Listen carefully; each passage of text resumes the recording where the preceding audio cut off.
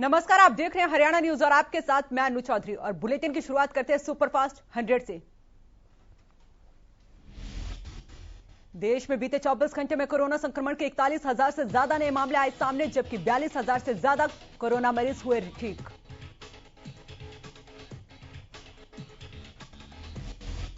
वहीं इस दौरान कोरोना से मरने वालों का आंकड़ा 500 के पार पहुंचा। हालांकि भारत में नए कोरोना मामलों की तुलना में कोरोना मरीजों की ठीक होने की दर ज्यादा है।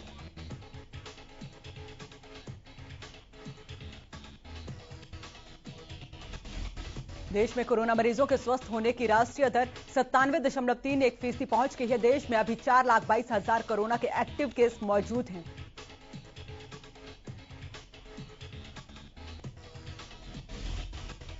देश में बीते 24 घंटे में 518 कोरोना मरीजों की मौत हुई है, जिसमें सबसे ज्यादा महाराष्ट्र में 124 कोरोना मरीज की जान गई है, जबकि केरल में एक दिन में 114 कोरोना मरीजों की मौत हुई है।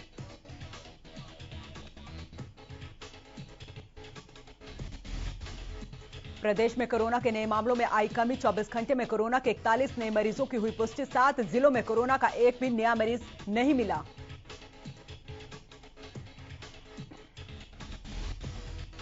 देश की आर्थिक राजधानी मुंबई में बारिश का कहर जारी। यहां हो रही लगातार बारिश के बाद कई इलाके जलमग्न हो चुके हैं।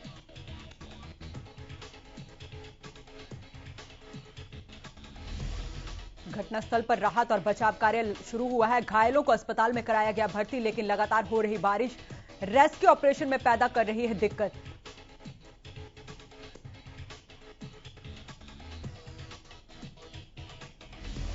मूसलाधार बारिश की वजह से शहर की गांधी मार्केट में सड़कों ने ली जल समाधि, जिसकी वजह से लोगों को आने जाने में हो रही है परेशानी।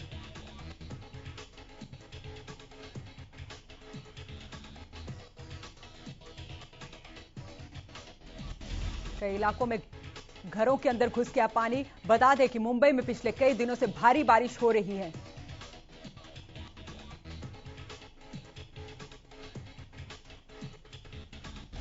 सहकारिता मंत्री doctor Banwari Lal Rewari railway road पर निर्माणाधीन आरओबी के कार्यालय का जायजा लिया। उन्होंने कहा कि आरओबी का काम जल्द पूरा किया जाएगा।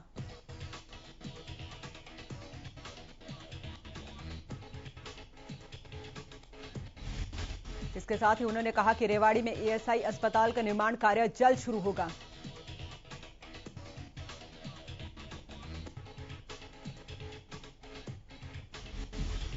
सहकारिता मंत्री ने बताया कि केंद्र की योजना होने की वजह से इसमें देरी हो रही है, लेकिन अब इसका निर्माण की प्रक्रिया शुरू कर दी गई है।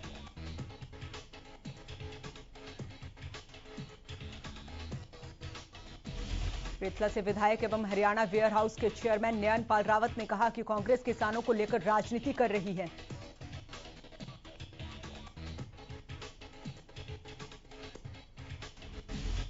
उन्होंने कहा कि कांग्रेस जिन मंसूबों को लेकर किसानों का मुद्दा उठा रही है वो उसमें कभी कामयाब नहीं होंगे। उन्होंने कहा कि देश आजाद होने के बाद कांग्रेस ने 70 सालों देश का नेतृत्व किया, लेकिन किसानों की दशा में सुधार नहीं किया।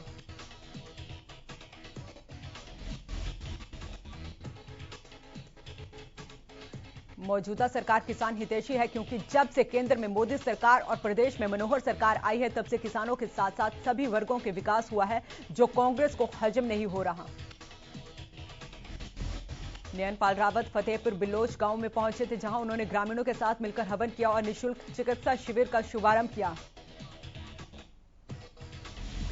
सिरसा में किसानों का धरना आज दूसरे दिन भी जारी है। कल प्रशासन के साथ हुई वार्ता विफल।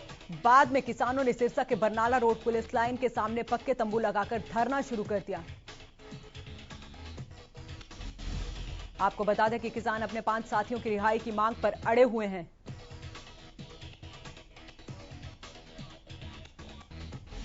शनिवार को हुई महापंचायत के बाद किसान नेता राकेश टिकैत सहित अन्य नेताओं ने किसानों की रिहाई को लेकर प्रशासन के साथ बातचीत की, लेकिन बात सफल नहीं हो पाई।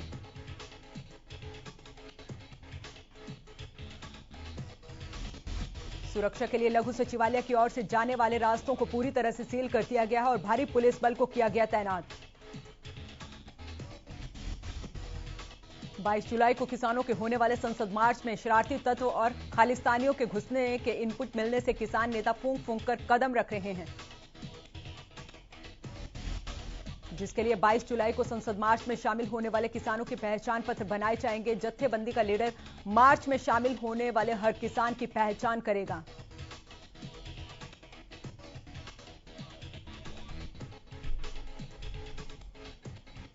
आंदोलन में शामिल सभी जत्थेबंदियों से रोजाना 5-5 किसान संसद मार्च में शामिल होंगे, यानी 22 जुलाई से रोजाना 200 किसान संसद मार्च के लिए दिल्ली कूच करेंगे। किसान नेताओं का कहना है कि अगर सरकार किसानों को गिरफ्तार करेगी तो भी किसान मार्च नहीं रोकेंगे। किसान हर हाल में संसद मार्च का पूरा करेंगे। आपको बता दें, करीब 8 महीने से कृषि कानूनों को रद्द करवाने की मांग को लेकर किसान दिल्ली की सीमाओं पर आंदोलन कर रहे हैं। वहीं इस दौरान गुरनाम सिंह चड़ूनी के पंजाब फतेह वाले बयान पर भी किसान नेता अमरीक सिंह ने कहा है कि किसानों का चुनाव से कोई सरोकार नहीं है। किसान तो सिर्फ कृषि कानूनों के विरोध में आंदोलन कर रहे हैं और कृषि कानूनों के वापस होने के बाद ही आंदोलन खत्म होगा। सोनीपत में ट्रीमैन के नाम से पहचाने जाने वाले देवेंद्र सुरा की पहल ने अब एक आंदोलन का रूप ले लिया है। देवेंद्र सुरा की पहल पर सोनीपत के गांव उलैदपुर में पंचायती भूमि पर 500 पेड़ का ऑक्सीजन बाग लगाया गया है। इस दौरान जिले के उच्च अधिकारी समेत अन्य लोगों ने भी अपनी सहभागिता दर्ज करवाई। आपको बता दें कि देवेंद्र सुरा ने चंडीगढ़ पुलिस में कार्यरत होते हुए अपनी सैलरी का सारा पैसा नर्सरी तैयार करने और पौधारोपण में लगा दिया, जिसके बाद वो हर उम्र के लोगों के लिए मिसाल बनकर उभर रहे हैं। ऑक्सीजन बाग में पौधारोपण करने के लिए पहुंचे डीसी, एसडीएम और पर्यावरणविद ने उनके कार्य की तारीफ करते हुए भविष्य में उन्हें ज्यादा से ज्यादा मदद देने का आश्वासन दिया। रेवाड़ी में किन्नर समाज ने ज्वेलर्स पर धोखाधड़ी का आरोप लगाते हुए विरोध प्रदर्शन किया। किन्नर समाज ने बताया कि वो ज्वेलर से अंगूठी लेने गए थे, लेकिन ज्वेलर्स ने उन्हें असली बताकर घटिया क्वालिटी की अंगूठी दी और बिल भी नकली दिया। जब उन्हें इस बात का पता चला तो वो ज्वेलर के पास गए, लेकिन दुकानदार ने उनकी बातों को नहीं सुना, जिसके बाद वो दुकान के बाहर सड़क पर लेटकर विरोध प्रदर्शन करने लगे। वहीं ज्वेलर ने इन सभी आरोपों को बेबुनियाद बताया है। फिलहाल पुलिस मामले की जांच में जुटी। पंचकुला में सीएम फ्लाइंग टीम ने बड़ी कार्रवाई करते हुए हुक्का बार पर छापेमारी की। रात करीब 1 बजे डीएसपी सिद्धार्थ ठांडा की अगुवाई में टीम ने सेक्टर 11 और सेक्टर 9 के हुक्का बार में कार्रवाई की। छापेमारी के दौरान हुक्का में भरे जा रहे फ्लेवर की भी सैंपलिंग ली गई। डीएसपी सिद्धार्थ ठांडा ने बताया कि हुक्का बार में कोविड नियमों की जमकर धज्जियां उड़ाई जा रही थी, साथ ही सोशल डिस्टेंसिंग भी नदारद थी। आपको बता दें कि सरकार की ओर से जारी निर्देशों के मुताबिक किसी भी जगह पर क्षमता से 50% लोग ही जमा हो सकते हैं, लेकिन यहां क्षमता से ज्यादा लोग मौजूद थे। फतेहाबाद में एक महिला का वीडियो सामने आया है, जिसमें उसने अपना गला ब्लेड से काट रखा और वो एक गेट को जमकर पीट रही है। दरअसल महिला एक शादीशुदा शख्स के साथ लिव इन में रहती थी। महिला ने आरोप लगाते हुए कहा कि शादीशुदा व्यक्ति उसके साथ लिव इन में था, लेकिन अब छोड़कर भाग गया। इसके बाद महिला उसके घर के बाहर पहुंच गई और अपने गर्दन पर ब्लेड मार लिए, जिससे उसका खून बहने लगा। जिसके बाद एम्बुलेंस आई और उसे नागरिक अस्पताल ले जाया गया। वहां से उसकी गंभीर हालत को देखते हुए अग्रोहा मेडिकल कॉलेज रेफर कर दिया गया। इसमें चौंकाने वाली बात यह है कि जब पुलिस महिला का बयान लेने अस्पताल पहुंची तो उसने किसी भी तरह की कार्रवाई से इनकार कर दिया। प्रदेश भर में लगातार दुष्कर्म के मामले बढ़ते जा रहे हैं। ऐसा ही एक मामला पलवल से सामने आया है, जिसमें एक भाभी ने अपने ही देवर पर रेप का आरोप लगाया है। पीड़िता का आरोप है कि उसके देवर ने एक अश्लील वीडियो बनाकर उसे ब्लैकमेल किया और करीब 3 साल तक रेप करता रहा। फिलहाल पुलिस ने मामला दर्ज कर जांच शुरू कर दी है।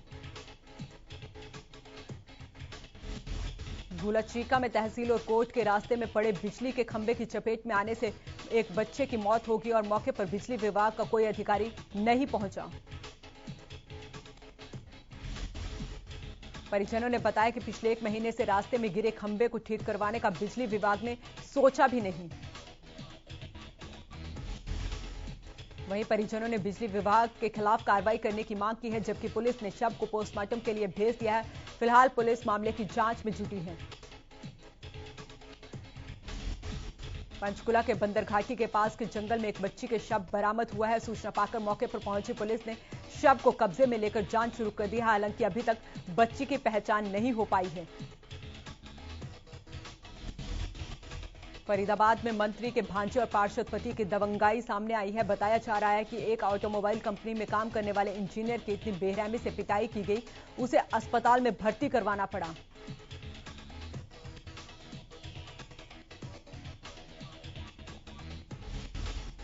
दरअसल मंत्री के भांजे पीड़ित इंजीनियर से अक्सर गाड़ियों की डिलीवरी जल्दी और गाड़ियों पर डिस्काउंट लिया करते थे। जब इंजीनियर ने किसी काम के लिए मंत्री के भांजे को मना किया तो उसे सेक्टर 28 की पुलिस चौकी में बुलाकर उसके साथ मारपीट की गई।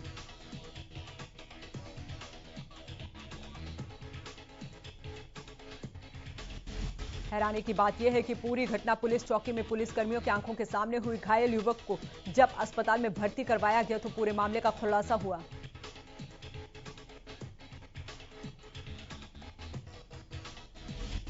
पूरे मामले को देखते हुए पुलिस ने घायल के बयानों के आधार पर आगे की कार्रवाई शुरू कर दी है। फरीदाबाद में बीजेपी के जिला कार्यालय का हुआ भूमि पूजन। सीएम मनोहर लाल ने किया शुभारंभ। ओपी धनखड़ सहित कई नेता रहे मौजूद। सीएम बोले कार्यालय बनने से कार्यकर्ताओं में ऊर्जा आएगी। शनिवार को मुख्यमंत्री मनोहर लाल ने फरीदाबाद मेट्रोपॉलिटन डेवलपमेंट अथॉरिटी यानी एफएमडीए की दूसरी बैठक ली। लगभग 2 घंटे चली इस बैठक में फरीदाबाद की तमाम उन योजनाओं पर चर्चा हुई जिनसे फरीदाबाद को स्मार्ट सिटी का स्वरूप जल्द मिल पाएगा। बैठक में पानी की सप्लाई को बढ़ाए जाने को लेकर भी चर्चा हुई, जिसके लिए 1 अगस्त से फरीदाबाद में बंद पड़े 6 रेनी वेल चालू होंगे, जिससे पानी सप्लाई बढ़ेगी। बैठक में एफएमडीए के सोर्सेज बढ़ाने पर भी चर्चा की गई।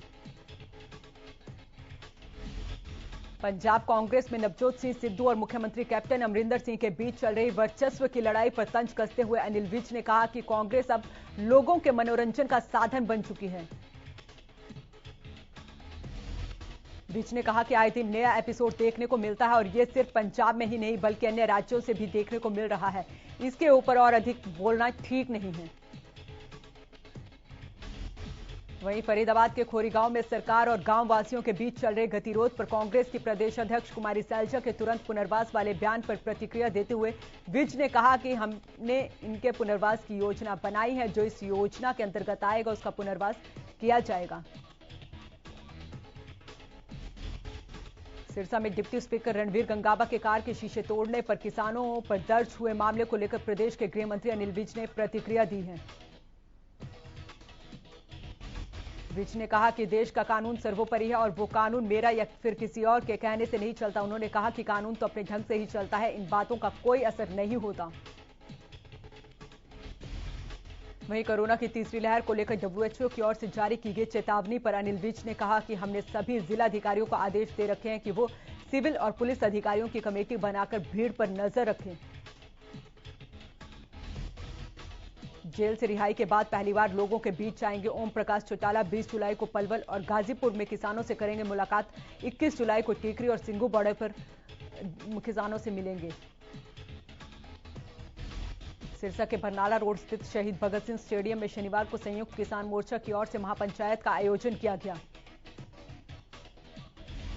इस दौरान किसान नेता राकेश टिकैत, जगजीत सिंह, कुलवंत सिंह संधू सहित कई नेताओं ने महापंचायत को संबोधित किया। महापंचायत में प्रशासन से की ओर से किसान संगठनों को आईजी से बातचीत के लिए दिए गए न्योते को स्वीकार किया गया। इस दौरान किसानों ने ऐलान किया कि अगर बातचीत में किसानों पर दर्ज मुकदमे रद्द और गिरफ्तारी किसानों की रिहाई पर सहमति नहीं बनती तो आंदोलन को आगामी की रणनीति बनाई जाएगी। कैथल में गांव रेहड़िया में राज्य मंत्री कमलेश ठाडा और सांसद नायब सैनी उद्घाटन समारोह में पहुंचे, जहां पर उन्होंने गांव की चौपाल गंदे पानी की निकासी के लिए नाला और स्कूल के ब्लॉक से बने प्रांगण का उद्घाटन किया। वहीं दूसरी ओर राज्य मंत्री कमलेश ठाडा और सांसद नायब सैनी कार्यक्रम के लिए आए तो उन्हें किसानों का विरोध झेलना पड़ा। किसानों ने सरकार विरोधी नारे लगाए। नहर में पानी न आने के चलते किसानों ने रोहतक जींद रोड जाम कर दिया है, जिसके बाद वाहनों की लंबी कतारें लग गई। किसानों की मांग है कि जब तक नहर में पानी नहीं आ जाता तब तक जाम नहीं खोला जाएगा। वहीं रोड जाम की सूचना पर पुलिस भी मौके पर पहुंच गई, जिसके बाद प्रशासनिक अधिकारी भी पहुंचे, लेकिन नाराज किसानों को नहीं मना पाए। इसके साथ ही किसानों ने अधिकारियों को ठेकेदार से मिली भगत के चलते नहर में पानी न आने का आरोप भी लगाया।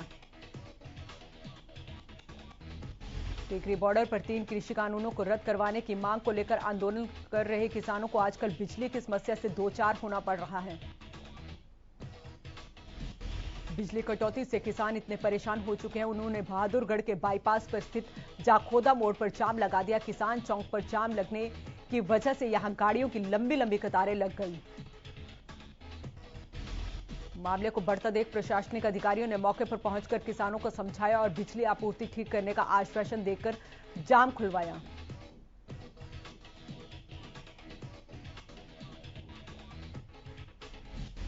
किसानों का कहना है कि वो यहां पिछले 8 महीने से आंदोलन कर रहे हैं और उन्हें मूलभूत सुविधाएं उपलब्ध करवाना सरकार का काम है। बावजूद इसके आंदोलन स्थल पर सरकार जानबूझकर बिजली कटवा रही है। तो शाम के स्कूलों में उड़ी कोरोना नियमों की धज्जियां, बगैर मास्क के स्कूल में दिखे टीचर, स्कूल में सोशल डिस्टेंसिंग भी दिखी ना के बराबर। गोहाना में हरियाणा न्यूज की खबर का हुआ असर। अहमदपुर माजरा गांव में खराब फसलों का जायजा लेने पहुंचे अधिकारी और बीजेपी नेता। नहर टूटने से किसानों की सैकड़ों एकड़ फसल बर्बाद हुई। गोहाना के भगतपुर से महिला मेडिकल कॉलेज में कोविड-19 में सीसीटीवी लगाने का इंतजार और आगे बढ़ गया है, क्योंकि संबंधित एजेंसियों ने एडवांस भुगतान न मिलने पर सीसीटीवी लगाने से मना कर दिया। ऐसे में मेडिकल में सीसीटीवी लगाने की प्रक्रिया दोबारा से शुरू कर दी गई है। आपको बता दें, कोरोना की पहली और दूसरी लहर में वार्ड में संक्रमित मरीजों के परिजनों को आने जाने की अनुमति नहीं थी। ऐसे में मरीजों के परिजन बार बार डॉक्टर और स्टाफ से उनका हाल चाल जान रहे थे। इसके लिए डॉक्टरों को भी उनके पास आना जाना पड़ता था। इसमें मरीजों के परिजनों के साथ ही स्टाफ को भी परेशानी उठानी पड़ रही थी।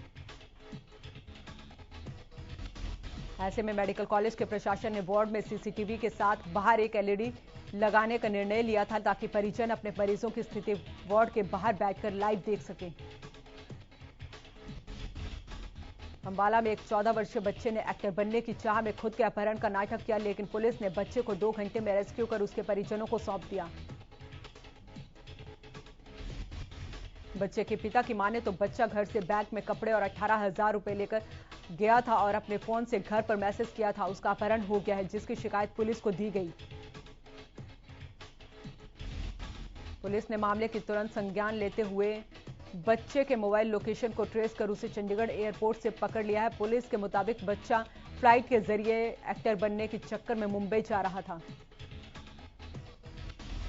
सिरसा में शनिवार को उपायुक्त और पुलिस अधीक्षक ने नाकेबंदी वाली जगहों का निरीक्षण किया। इसी दौरान उन्होंने सुरक्षा के लिए कर्मचारियों को भी तैनात किया। पलवल के हुड्डा सेक्टर 2 एक्सिस बैंक में 95 लाख रुपए की लूट का मामला सामने आया है। मामले में जिला पुलिस अधीक्षक दीपक गहलावत का दावा है कि जल्द ही बदमाशों को गिरफ्तार कर लिया जाएगा। इसके लिए पुलिस की टीमें लगी हुई हैं। पुलिस अधीक्षक ने बताया कि जिस वक्त बैंक में लूट हुई उस वक्त बैंक में कुल 3 करोड़ रुपए कैश मौजूद था। जल्दबाजी में लुटेरे बैंक से 95,57,000 ही अपने साथ ले जा पाए। बैंक में मौजूद कैशियर की समझदारी के चलते बैंक से 2 करोड़ नकदी लुटने से बच गई। बताया जा रहा है कि कैशियर ने पहले 10, 20, 100 और 200 के नोटों से बैग भरा, जिससे दोनों बैग में बाकी कैश रखने की जगह नहीं बची और बड़ी संख्या में 2000 और 500 के नोट बैंक में ही रह गए। करनाल में शनिवार को एक महिला ने यमुना नदी में कूदकर आत्महत्या करने की कोशिश की, तभी वहां के आसपास के लोग उसे बचाने में जुट गए और पुलिस को सूचना दी। सूचना के बाद मौके पर पहुंची पुलिस की टीम ने गोताखोरों की मदद से महिला को नदी से सुरक्षित बाहर निकाला। फिलहाल महिला को गंभीर हालत में अस्पताल में इलाज के लिए भर्ती करवाया और पुलिस आगे की जांच कर रही है। बड़ौदा थाना पुलिस ने 9 साल से हत्या के मामले में फरार चल रहे आरोपी को अवैध हथियार के साथ गिरफ्तार किया है। दरअसल पुलिस ने आरोपी को अदालत में पेश कर जेल भेज दिया है। जांच अधिकारी रमेश कुमार ने बताया कि बड़ौदा के गांव मिर्जापुर खेड़ी में 2012 को वेदपाल की पत्नी ने अवैध संबंधों के चलते अपने प्रेमी के साथ मिलकर पति की गोली मारकर हत्या कर दी थी, जिसमें पुलिस ने मृतक वेदपाल की पत्नी समेत 3 लोगों के खिलाफ हत्या का मामला दर्ज कर लिया था। पुलिस ने महिला और उसके प्रेमी को पहले गिरफ्तार कर लिया था। अंबाला के नन्योला में खल की फैक्ट्री में काम के लिए आए युवक की पहले दिन ही मौत हो गई। सूचना मिलने पर मौके पर पहुंची पुलिस ने शव को कब्जे में लेकर जांच शुरू कर दी है। मृतक के परिजनों ने आरोप लगाते हुए कहा कि फैक्ट्री संचालक की लापरवाही की वजह से युवक की मौत हुई है। पुलिस अधिकारी का कहना है कि फिलहाल शव को पोस्टमार्टम के लिए भेज दिया गया है और मामले की जांच की जा रही है। फतेहाबाद के बनगांव में रफ्तार का कहर देखने को मिला, जहां एक कार सवार ने 5 साल की मासूम को टक्कर मार दी।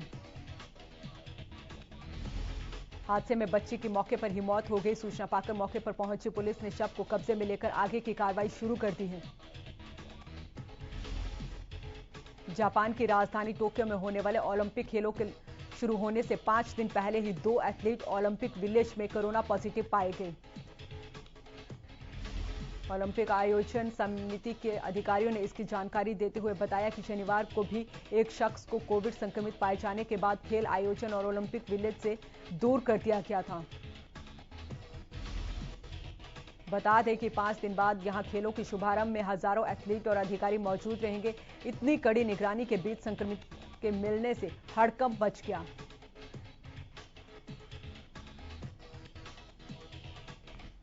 तो फिलहाल के लिए इस बुलेटिन में इतना ही। आप देखते रहें हरियाणा न्यूज।